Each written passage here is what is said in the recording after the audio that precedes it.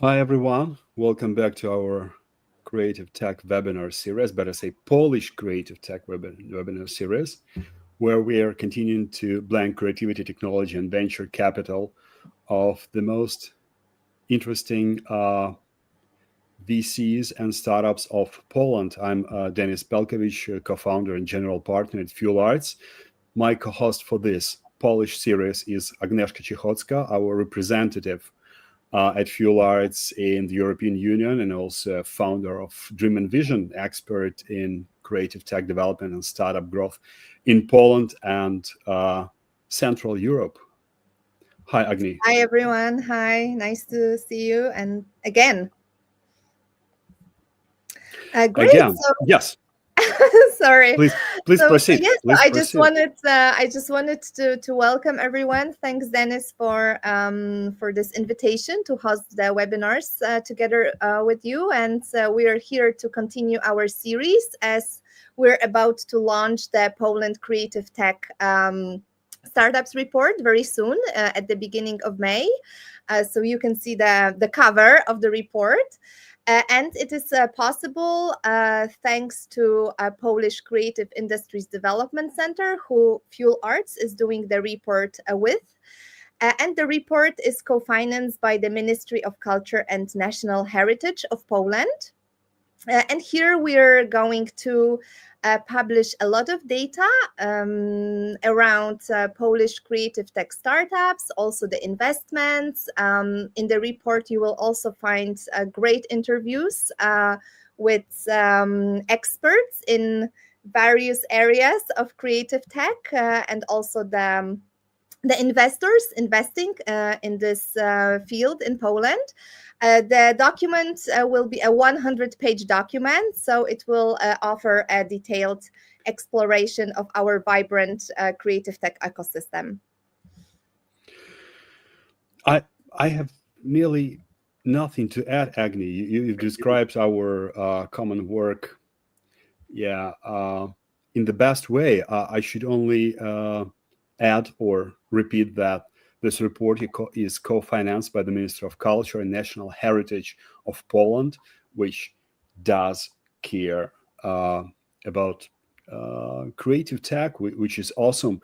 And Agni mentioned that this report is a blend of creativity and venture capital. Yes, and today we're going to talk about investors, investments, and creative tech. I would like you, Agnieszka, to introduce our today's guest, please.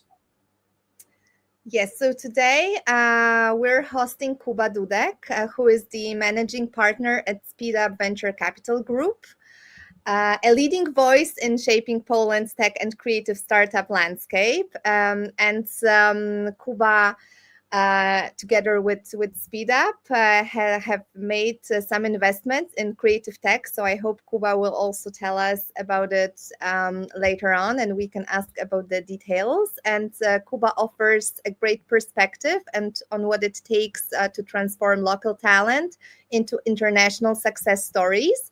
And I don't know if I can share it, but I will. And Kuba is also the co-owner of a bookshop, which is located in Poland, which I love, because I think it brings even more culture to our discussion. So Kuba doesn't support only creative tech, but also, like the culture.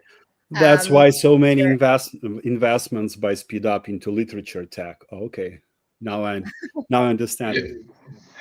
Hi everyone. Hi Agnieszka. Hi Dennis. Yeah. Thank you for the invitation. Thank you for the invitation to take part and be a part of a report and also this live.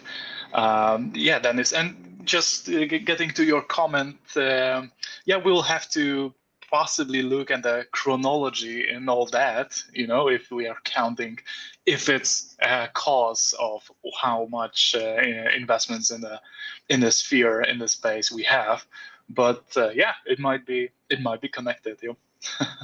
I should say that my comment was first of all based on our discovery of Polish creative tech ecosystem that encompasses a lot of perfect literature tech startups. One of the top countries developing literature tech startups is Poland. I mean, in Europe in particular, and Poland has a great heritage from Adam Mickiewicz to Stanislav Lem in literature, in world literature, in world culture. That's why it's quite natural for Poland to have quite a few gems in literature tech. And I mean, nothing than admiration of you taking care of both the startups and also real business, which is opposite to startup. As far as we know, though, bookshop is something very unique, cozy, and special. So yeah, but I just don't want to take Agnieszka's time and your time. So let's start. Agni, your question was yes. the first one. So I wanted to ask, because of course SpeedUp invests in many different areas, from management, gaming, medicine, health tech to creative tech. So I'm curious about the story and what projects you got involved in over the last years, and also how this focus on creative tech emerged, because like you've done some investments in creative tech, so I was wondering why, how, and how it all happened. Oh yeah, that's a very complex question. Thank you for that. Okay, so how much time do we have? I would say it's till the exit. We have the time till the exit of your startups. Good, Dennis. All right. So pretty soon, I hope.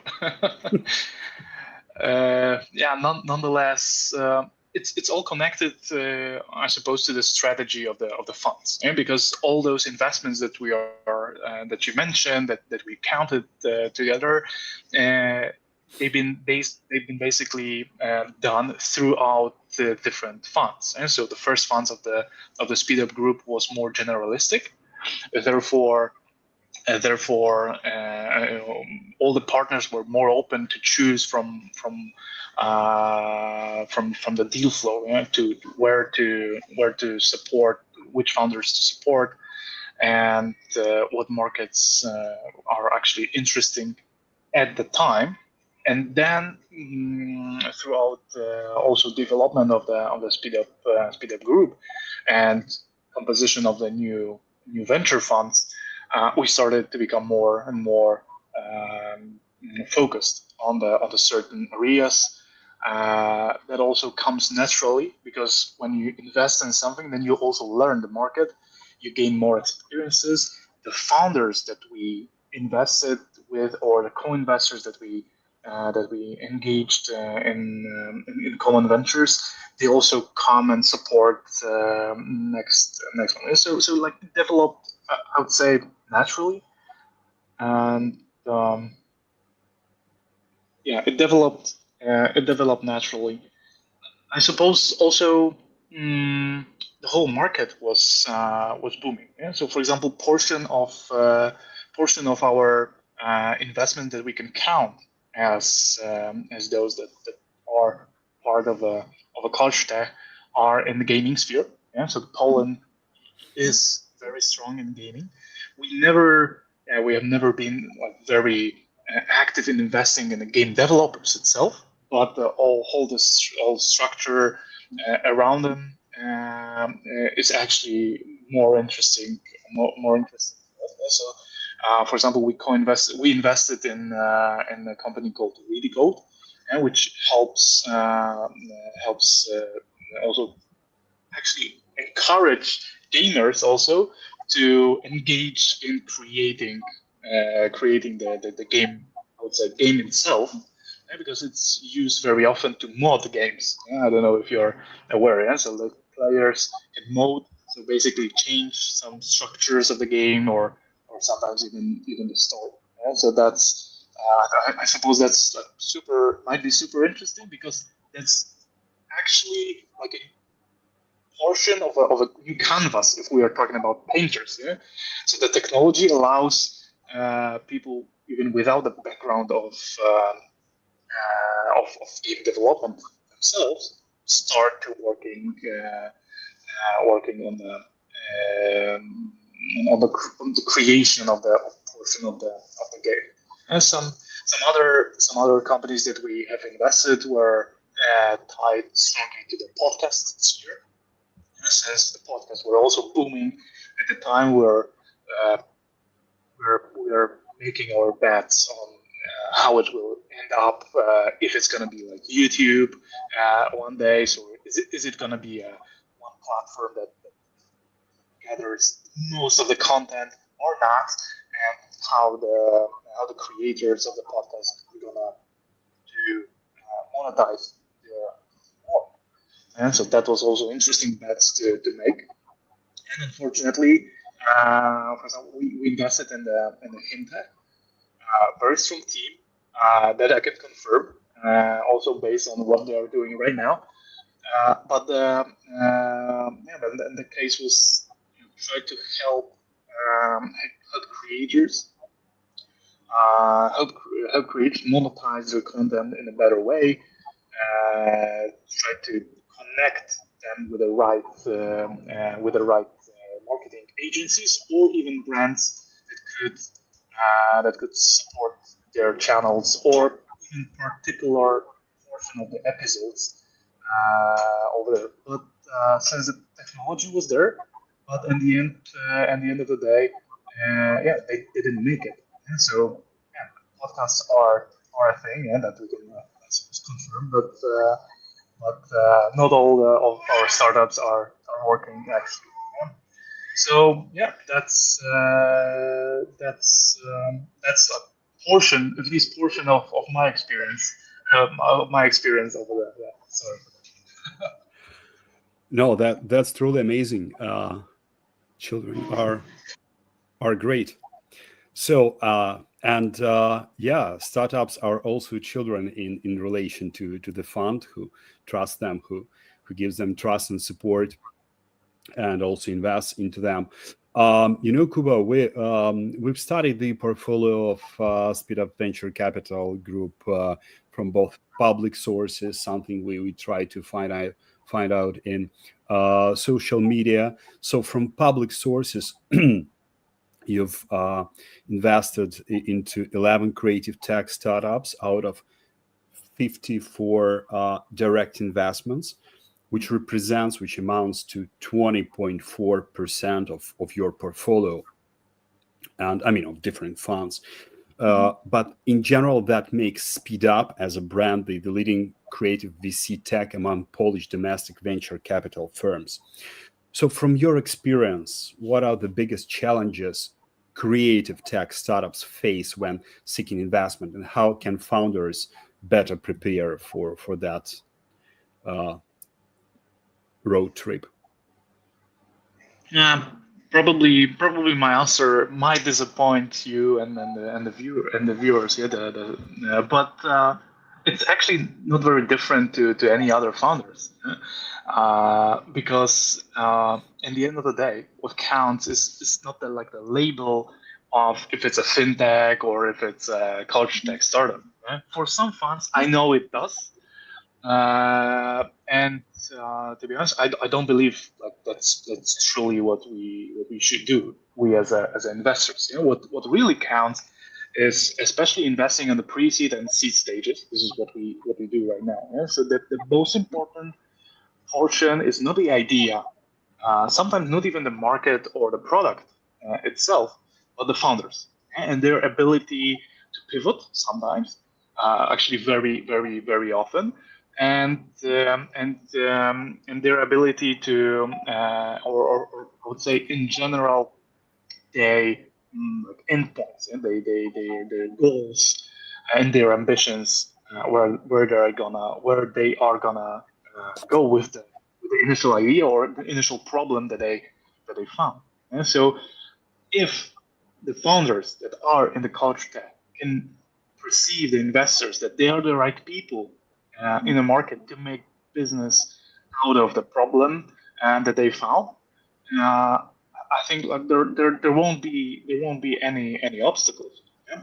Then we of course we have to look at the market. Yeah? If the market for the potential solution that they are going to work through is big enough, at the end of the day, because that's what venture capital have to do. And this is actually the I used to say this is the most cases or the most toughest decisions that we have. That very often we see excellent founders with excellent business ideas, and we just say, okay, we see, because after assessing thousands and thousands of projects, we see sometimes even in a matter of seconds or minutes when talking to the team if it's going to be a good business or not. But being a good business, profitable business, growing business, very often is not enough for a venture capital to invest and then to return the money to the investors of the fund. We have to have great business that are huge actually. Then we can invest in them, and in the end of the day, sell with exceptional returns, I would say. Yeah, so yes, maybe sometimes even a label of being a culture tag, maybe not so business driven, all these labels might be bad for the startups in the sphere. Yeah, but we shouldn't be talking in that category. We should always look at the founders and their business case and their ability to build business, and at the end of the day, this should be approached. So yeah, maybe this lengthy do you answer, think, and I would say this is the labels might be the most obvious obstacle. Yeah, but do you think, because we have this experience that's like when people, like investors, when they hear creative tech or maybe culture tech, they feel like, oh, there is no profit there, because they associate it with culture, art, or something that doesn't, it's not profitable. So we're kind of trying to, because like, of course, the labels can sometimes be good and can be bad probably, so we're kind of fighting against this kind of a stereotype that we can see that's creative tech is very profitable, that these are the startups like fintech something. And also I think because we were working together with Kuba, cooperating, so also we had this experience of looking through the portfolio of startups that we were accelerating in Huge Think and also investing in SpeedUp. And we looked for those that were creative tech or culture tech, etc. So it was a very interesting experience, really, because none of those startups, or very few, I think, describe themselves as creative tech. They were all fintech, B2B, like, different labels, but not creative tech. So I wonder if it's good to, advertise it, this label, so that the investors can see that it is profitable, that it might be, like the next fintech, or how do startups, deal with that? Sorry. Yeah, of course, that part of the market. Yes, I suppose like the marketing around the verticals that we are talking about is very important. Yeah, because okay, when you started talking, I also, for example, when I'm talking about fintech, I was talking about the podcast boom, and this is what got us into that market. Yeah? If I'm talking about radio code, I'm thinking more gaming. Like if we're talking labels, when we analyzed very recently, in my opinion, also very very very good startup, tech startup, and they were like an enabler to use AI in learning how to play piano or play guitar or even singing. And this was what they so their technology were actually agnostic to what to teach in this I would say in general music, in music. And yeah, we've been thinking about them, or even when we were writing our memos, investment memos, and so on, we were thinking about them as a copy of maybe like a Preply, like a marketplace for tutors, or a Duolingo, like an app for learning languages. So yes, this is how investors. Very recently we had I had a counterpart on the call, and he said investors are looking for patterns. And it's a blessing if you know the patterns, but it's also a curse if you are actually doing something against the patterns, because in general it can have zero impact, or how will you do in business at the end of the day, if you are going with patterns or against the VC patterns. But it is what it is. So yes, I suppose if we, with time, when we show, okay, what is culture tech, or how we can actually cluster the startups in many different in many different ways. So it's a culture tech, yes, but it's also an AI-driven or SaaS-driven marketplace. So yeah, it doesn't have to be a business model. It doesn't have to be, I would say, something bad or less scalable, I would say. Yeah. So this is I think what the investors will be talking about, or talking about investing in culture tech. This would be what investors why investors will be reluctant. Yeah. Probably they will think, okay, this is not scalable. Okay, this is for painters only, and so on and so forth. And so they are not thinking, okay, but how many people are actually painting as a hobby, for example, and we don't know it, because they do not publish their work anywhere, or people writing poems, or rituals, and save it in their, back then we would say in the drawers, right now probably on their cloud disks. Yes. Yeah, they are not publishing their artworks, and hopefully will never do. So,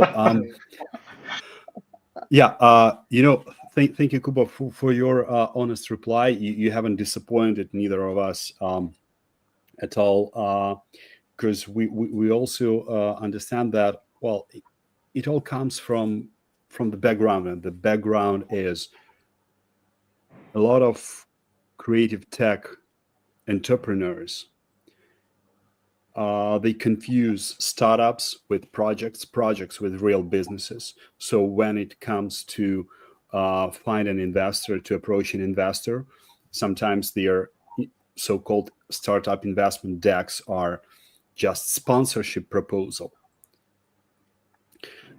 because they are trying to sell projects as startups without any bad idea behind, because they just don't know the terminology. They think that their project is a startup, and like non-profit real business could also fit into investment scope. So we are facing with that nearly every day. So we understand your position. Yeah, and Agni, what would be your next question? Your turn. Yes, so you mentioned now AI. Also, you mentioned in your interview the AR, VR in creative sectors. So I was wondering which emerging technologies excite you most right now, and which ones do you feel are overhyped or will disappear soon? Yeah, basically, nearly every technology gets overhyped. Yeah? And then we see the drop in the attention, and then we see some real cases coming up. So yeah, that's very generalistic question, but I would say, in my opinion, if I'm gonna choose from AR or VR or AI, I would go for AI, because we see that adoption right now is going nearly as good as the hype is.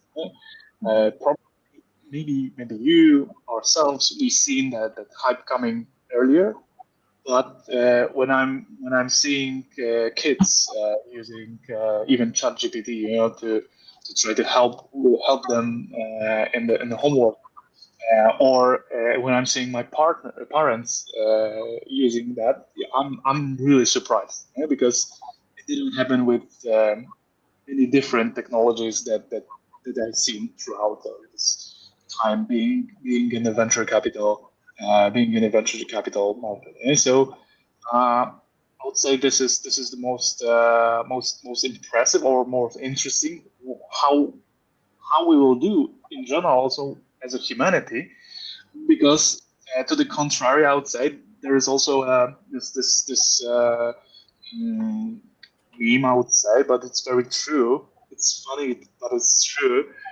That okay, so right now AI is writing music, painting, painting new paysages, yeah, and all this stuff. But and we are gonna work, yeah. It was supposed to be the other way, yeah. So the AI is gonna do the hard work, and we are gonna do the creative stuff. Yeah, so I would say this is very important. Yeah? This is very important, not only for business, I would say, but also for how the world will look in the near future, and yeah, what will be the world for our kids. So yeah, I would say what we should do, I suppose, it's we should look at or even advocate for as many times as we can advocate for democratizing access to the AI, democratizing access to the infrastructure that is needed to run the LLMs, for example. And so in that case, I'm like supporting all this. Sometimes government-driven investments in the infrastructure, because if we leave the infrastructure in the private hands, in the corporations, we might actually end up as the vision from the meme is, that we are gonna be hard workers, and the AI will do the nice stuff, the creative stuff, and the billionaires will gain on just on that. Yeah? So it's not the way that I would like to the world to progress. Yeah, we wouldn't like that.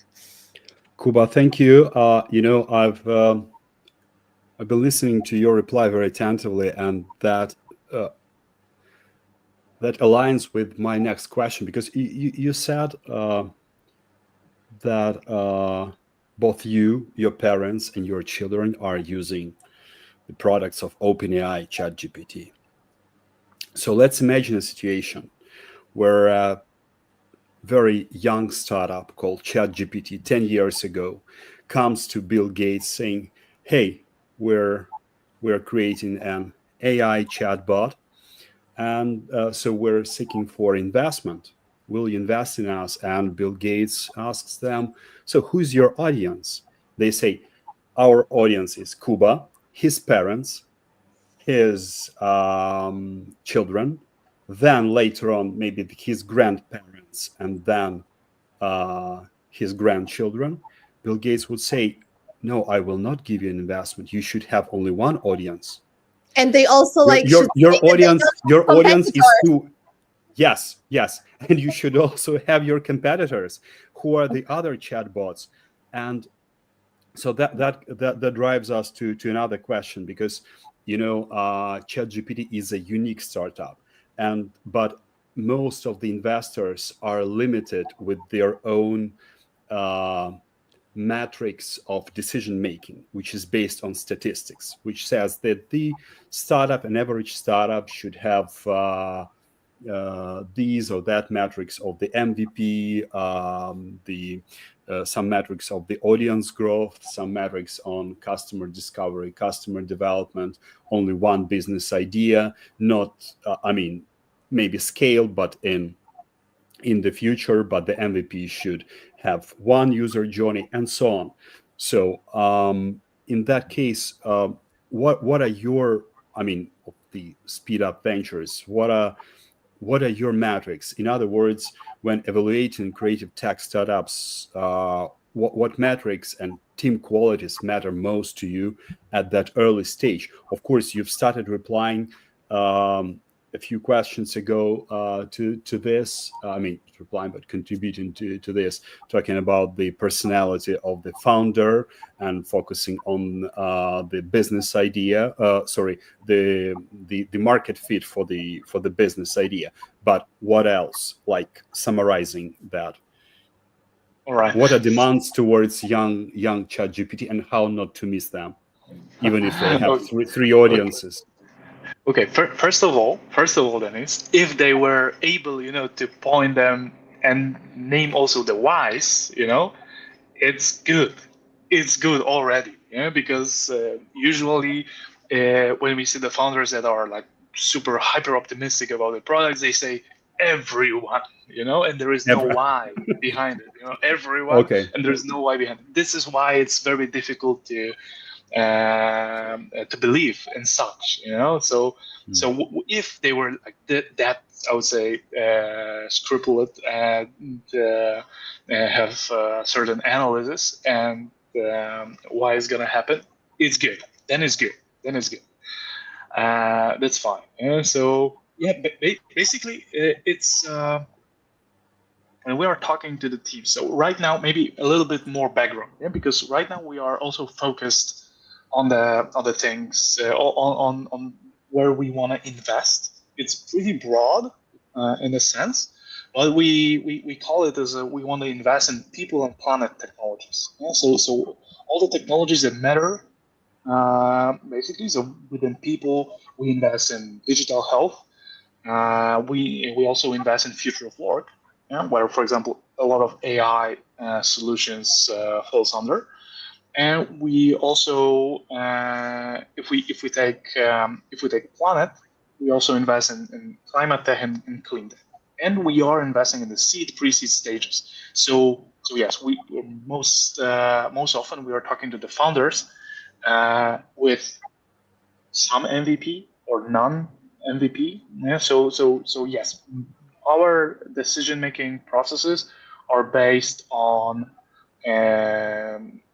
looking for qualities in certain people, but also group as a whole. Yeah, so sometimes we like to provoke the teams to have a little argument throughout our workshop or investment committee call and see if there is a leader, for example. Yeah? If there is a leader in the team, they will say, okay, yes, but we will first have to do it my way, and then we will see. Or they say we'll do it my way and none the other way. And so also, looking for those small qualities, because if there are, for example, 5 people and none can take this leadership, that's not good either. So if the leader is too leading, if I can phrase that like that, then it's also not good, because the portion of the analysis fail fast. So trying in small batches, making first mistakes, and then learn from that mistakes. Ideally, at the beginning, even in the pace of or interval of weeks or days. So even if we right now on this call came up with a new idea, or identify a problem and have an idea how to solve it with technology, what we should do, we should probably discuss it for a while and then end this live and go to the street, ask our potential groups that we identify if it's really the problem or how they solve how they solve it right now, or how painful it is for them. Right? And it's not only with consumers; it's with businesses. It's the same. And so basically, we like the teams that are proactive, that also know that they can fail, but they have to learn from those failures actually pretty fast, because startups have even less resources, assets than larger companies have. But on the other hand, they're very, very flexible in what they can do, and so for example, why I said it's good if they have like all those groups named, because in your Dennis, in your example, because founders of the startup also should have certain plans, A, B, C, or D. So in some cases, I would rather see an answer or even a slide. We're gonna try this, that, and that. We don't know yet. So that answer is also good right now. But next question is then, what do you do with this? I don't know. If you go and you're proactive and you're doing what you're supposed to do, and then getting back with the feedback, and you can put that feedback in motion. That's fine. That's good. And sometimes there is a mistake made that the founders they have this pitch deck, and it's like given, so if this is a problem, this is a solution, we are gonna do this and that, and they just look for investors' money and also treat that investors' money, and sometimes they raise capital, but they treat that investment, that capital raised, they treat it as a confirmation that what they thought is going to be a path to do the business. This is like confirmation. It's not the market. The confirmation is on the market, and the money from the investor will not save bad idea. It will just make the failure more painful.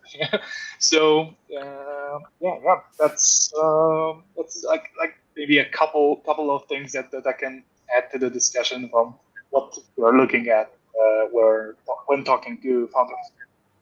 Your insights are brilliant, Kuba, and I'm very happy that you are sharing that very openly and honestly.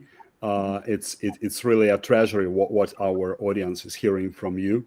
I can assure everyone, as soon as we're also into venture capital. And just a small example, like 20-second example. Last week, one startup came to us at Fuel Arts with the pitch deck saying, hey, we just received, let's say, we just received $1 million for that pitch deck, which aligns 100% with what you're saying, for that pitch deck.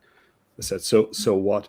So now, in order to please our investor, we have to use this $1 million to build exactly what's written there in that pitch deck. I said, but what about customer discovery, customer development, and all that? It's a hypothesis. So investor just show his trust, her in that case, her trust and support in your hypothesis. But you should discover that together. So shouldn't we use that $1 million to build that? No, you should start using. You should use like 50,000 to check the idea, and then 950,000 to build maybe something new, but in accordance and in correspondence in staying in touch with your investor who trusted you, because they trusted your vision and your future actions, not the deck. So deck is not deck is not it's not given, like this is not it's not given. Right.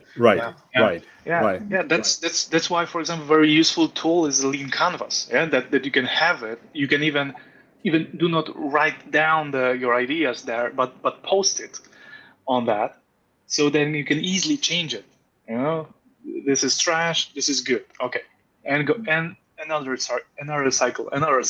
So yes, but I think that some people, like when they once do the lean canvas, they think it's forever. It's like, it's not a tool, to change and work on that, but it's just like, okay, we've done it. We have it. That's it. So yeah. I know, because it's easier. It's easier that way. It's easier, yeah. I wanted to use the name condemnation. the term condemnation, like a court condemnation. So DEC is not a condemnation. Yeah, investors' money, neither a condemnation as well. Agni, so Yes, so if we're talking about investors, Kuba, how do you see the current investment climate in Poland, especially for startups that are at the intersection of creativity and technology? So I'll repeat myself. Yeah. So like that's if they're on the cross on the creativity and technology, that's good. Yeah. It's actually depends on what the business they can make out of it. But in general, the ecosystem is like waking up from a very very long winter sleep, I would say, because for a couple of maybe not a couple, yeah, but more than a year, we had on the market only private funds, for example, like ourselves, and like we've been investing constantly. Some funds that have been supported with European Investment Fund as well, but majority of the funds that used to be supported with PFR Ventures arm, they were already fully invested, and they couldn't make any more new commitments. Yeah? So right now it's changing. More and more funds are gonna be actively investing. Yeah? So when more funds will be investing, there will be more chances to grab the bite of that cash flowing. So yeah, I would say it's gonna be better for all startups. You just have to be this the right one, for the fund. Maybe important thing to mention is also that Polish ecosystem is maturing. Yeah, it's more mature right now. So more and more funds will be focusing on the certain verticals. Yeah, and those verticals, I can assure you, it won't be a creative tech. Yeah, it will be. I know, but it's my dream, to have a creative tech fund in Poland. So, guys, Okay. Who knows what the future brings? Fingers crossed for that. But until now, if you're like maybe a piece of advice, if you're a creative tech and you are also in the other vertical, tech vertical as well, you should name that in your elevator speech even. Cool. Thank you, Kuba. For others, please be sure that you'll see the full ecosystem of Polish investors investing into Polish creative tech startups. In our upcoming report, here is one of the pages of that 100-page report, showing that yes, individual investors, they comprise like 13% of all the investors, though it's more than in other countries. So the level of individual support is quite big. Though I should say that, getting back to the next question, we also saw, and I'm disclosing one of the key findings of the report, but I'm happy to do it now. We saw that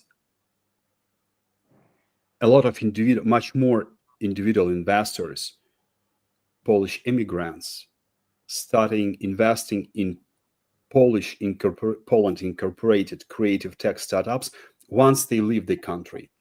Once they exit somewhere in LA or in Berlin or in Paris or elsewhere or in Dubai. So once they become self-sustainable as businessmen, once they have free money to invest, which is good because it's quite a level of patriotism, because they have free money, so they are not investing into LA-based or Paris-based startups. So they get back, they keep an eye on what's going on in their motherland, in Poland. Though we can't say that those investors, we can't count them as Polish-based investors because they already left the country. So that brings us to the next question, because in the mass media, a lot of articles, and we faced with that while exploring the Polish creative tech ecosystem. So a lot of articles titled "The Top 10 Polish Unicorns" or something like that. They also encompass startups, and mostly encompass startups that already reincorporated in different other countries. So they have founders of Polish origin, but their startups are either reincorporated or from the very beginning incorporated in the US or other markets with, as the founders think, better investment possibilities and better networking possibilities. So they can't be considered Polish creative tech startups. Nevertheless, well, today we see that Polish startups in all the fields, in all verticals, are increasingly eyeing cross-border growth. So in your opinion, Kuba, what are the key success factors for founders planning to expand internationally? Let's say they are starting from Poland. What should be their roadmap in terms of geographical scaling? I think in case of not only fundraising, but building international or internationally recognized business, I would say it's a network. Yeah, because at the end of the day, even if it's a B2B business, and the actual deal is done between people. So if Polish founders in general will have more international networks on the contacts that are not only aware of them. So I'm not encouraging on cold inviting everyone on LinkedIn because they are in London or in New York, but if they can actually make a case and get familiar with the person, so actually have an actual connection to the people all around the world. And if it's gonna be consistent and it's gonna with time, I think the Polish or every founder that is planning at least to build a startup, actually a startup, and not a business in general, but a startup, should have that, and should have this network in his or her field, vertical, but also in the sphere of investors, potential supporters, like maybe some voices, or people who are in general respected in the field, and or we can say advisors, mentors, because this is a group that I'm thinking about. And so if we have this like internally this resource this resource and have an ability then to put it in motion, because okay, I know this guy in Los Angeles, but I don't have a case that we can work together, then it's for now it's useless. But if they can put it in motion, I would say this is one of the key success factor in the long run.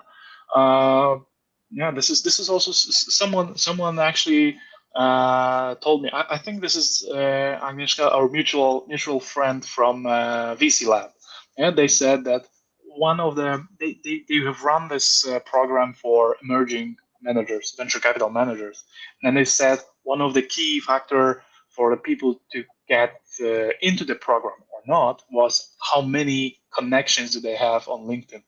And so they actually checked it one by one. Okay, and if you have, I suppose the number was above 3,500 or more, then it's good.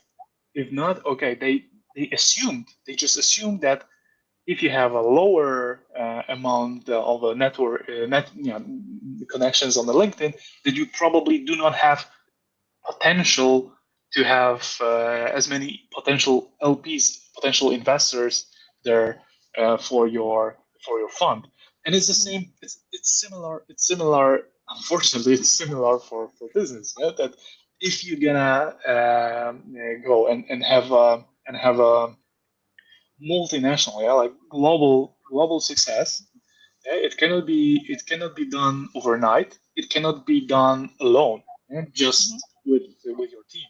And so you have to have either good connectors. Sometimes a venture capital fund or a business angel can be the best connector in the world, because, for example, we have our networks as well, and sometimes I don't have a network that the founders are asking me to provide, but it's easier for me as a fund to reach out, for example, to their competitors or their potential cooperators and say, hey, we are a fund, we have this investment, maybe you want to talk first to me or to them. And yeah, sometimes it's easier. We don't have this like operational hustle they that much, so we can do that, be that connector. Advisors can be that connector, but you first have to have those advisors in your network. Yeah, so But they I would say that actually, like and what you're experience. saying, I'll just add that they actually gave us the tools. So, to really like check your network. I remember those Excel tables, where you had to, write the name, surname, LinkedIn. So, you really had to go through your LinkedIn to see who you have there, because sometimes you don't even realize, how many people that are those connectors you have there. So that was very interesting. Yeah, and people are changing roles as well. Yeah, so that's possibly hard to follow. Yeah, but someone came up with a CRM and so on and so forth. So yeah, it's doable. It's doable. And the second factor, getting back then is to your question. Second factor, I would say the experience. Yeah, because maybe this is very, I would say, unpopular. Yeah, but many venture capital funds do not like many. I'm not. We actually do. We do invest in first-time founders. Yeah, but many don't. Sometimes they don't even want to get cold emails, from people that are without the common or the mutual friend. And so and then the founders are asking, okay, but I want to do business. I don't have any experience. How do I start? Yeah, so I have to start. So I have to fundraise, but I cannot fundraise because I cannot start and I don't have an experience. Like the. But that's circle. But it is possible, for example, to gain experience working for a startup first. Be in this dynamic environment. Yeah? Learn from the founders, and then also gain your network as well, and then start your own business in a year or two. Yeah? Because in a year or two you can learn probably in some cases as much as 10 years in working for a corporation. Yeah? And corporation will spoil you, but working for a startup will actually make yeah will make you stronger. Bulletproof. It makes you bulletproof, I think. Yeah, That's a very valuable tip for those who don't want to be considered first-time founders to just to come and work for a startup. You won't get paid as much as you are used to, though you will learn on the others' mistakes and won't invest your own bootstrap money into your idea. You'll be developing some others' idea. Yeah, it's really valuable that you've suggested. Thank you, Kuba. Then it's sometimes you can make like real money, because if you are like first 1 to 10 employees, then you are good, then you can get to the employee stock option pool and so on and so forth. So we've seen such cases, for example, among business angels with whom we are co-investing right now. Yeah, so yeah, those are the cases as well. So yeah, I strongly encourage that path as well. Yeah, that's really fresh. That's really fresh. what you are suggesting.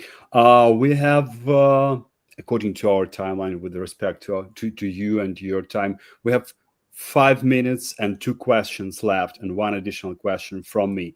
So maybe let's make a short marathon, like 2 minutes per question.